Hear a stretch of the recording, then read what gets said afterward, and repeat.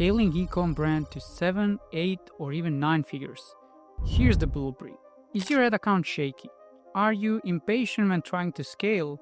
Or you're just betting on a single ad? Discover the secret sauce used by powerhouse brands like Audit and Vessi, on which I use this structure. It's simple, it's effective, and I'm sharing you it today. Here's your step-by-step guide. So now, in order to even scale, we need two things. Number one, a good trend of results under the target KPI. That means at least 3 consistent days with a healthy both MER and ROAS. Number two, we need at 2 or 3 winning creatives, meaning ads that are generating a significant number of sales under the target CPA. If both conditions are met, then first of all, I keep increasing the budget on the ad sets in the testing campaign that are generating the results. I have few ad accounts in which my testing campaign is the highest spending campaign. For example, here, you can see here that in the last 30 days, this campaign spent over 300K in test. Here we have testing campaign that spent 250 in the last 30 days. Here we have a campaign that spent almost 400K. Here we have testing campaign here that spent over 200K. Basically, whenever I have a multiple winning ad sets in which I increase the budget, I'm already scaling, no matter if it's one campaign, no matter if it's labeled as testing. It's labeled as testing just because I'm launching all the new ad sets there. So if you check each of these testing campaigns, you would notice that I have multiple ad sets that I actually scale the budget from 100 to up to 4K, 3K. Here we have similar thing. 1.7K, 600, 1.2, 700, 1K. In terms of the structure, I have one testing campaign, which I showed you, one audience campaign, and 1 to 2 Advantage Shopping Plus. Recently, I started combining Advantage Shopping Plus with a cost cap for scaling, and I love it. You guys know that I'm not a big fan of using cost cap for testing, but I'm a huge fan of using them for scaling, especially in Q4. The goal of this setup is to find a winning creative. That's foundation for scaling. And without this creative, there's even no point to trying to scale. That's why I always start with the testing campaign, where I did a full video on the creative testing here, but let's recap some of the most important things. All of the testing is done with a broad audience, excluding buyers, in an ABO. Each ad set is a new test, group per angle, let's say anti-aging or anti-acne, group by concept, for example, product demonstration, unboxing video, us versus them images, or creator, creator A, creator B. Every ad set has 3 to 5 different variations. When it comes to video,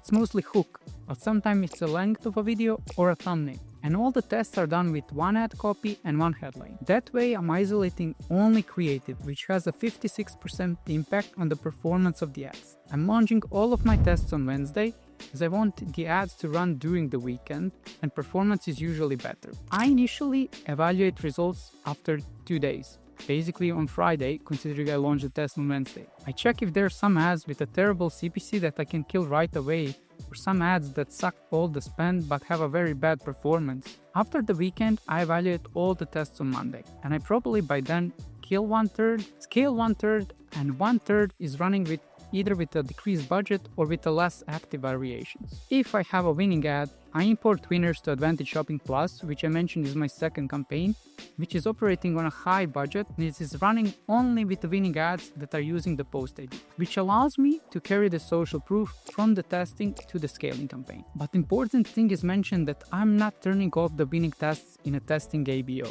I keep scaling them as I show you. And often testing campaign becomes my highest spending campaign. This works only if you have a high hit rate of new tests. Otherwise, you'll waste a lot of money and budget in testing and in ABO. So better stick to the CBO or start with a lower budget or focus on quality over quantity and tests less so you can actually improve the hit rate. So let's get back to the Advantage Shopping Plus.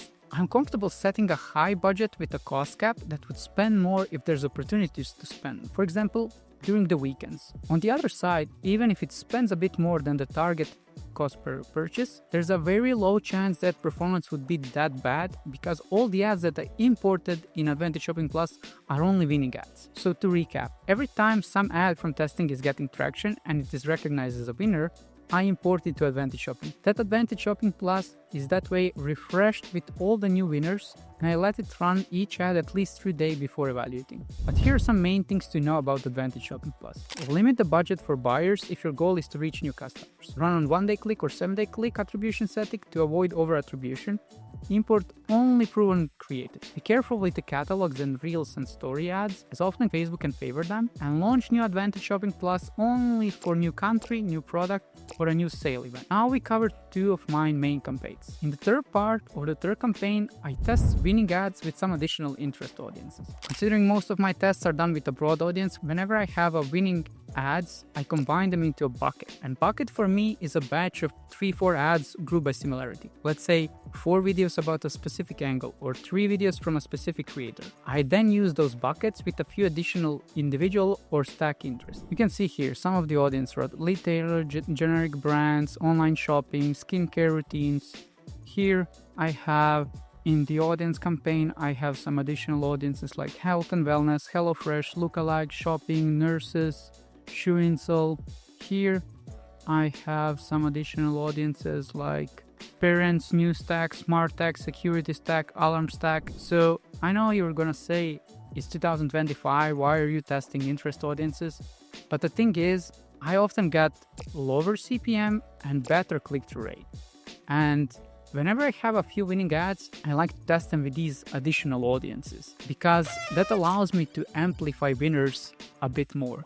And if I can get extra 5K of spend in these campaigns, it's a plus for me. It's definitely a win. So this campaign is not necessarily scalable, but it's a nice addition to your main testing campaign and Advantage Shopping Plus campaign. And it's also a low margin for bad results because we only use winning ad. Also, it can happen that these audiences would burn faster just because they are smaller than the broad.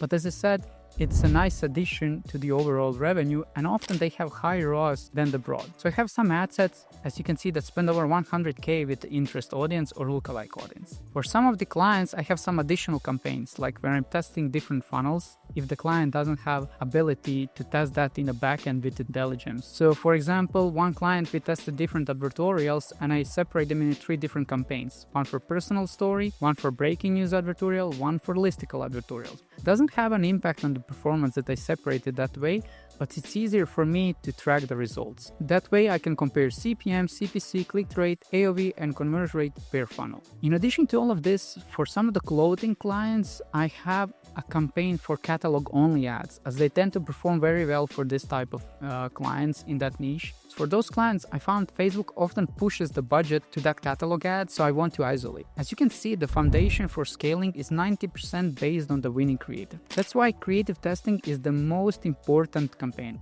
and it allows you to scale all the individual winners if the hit rate is high. In case you're spending at least 50K a month on Facebook ads and you need help scaling your Ecom store, book a call with me below and let's introduce this structure in your ad account. If you're not there yet, just like and subscribe for more additional content like this.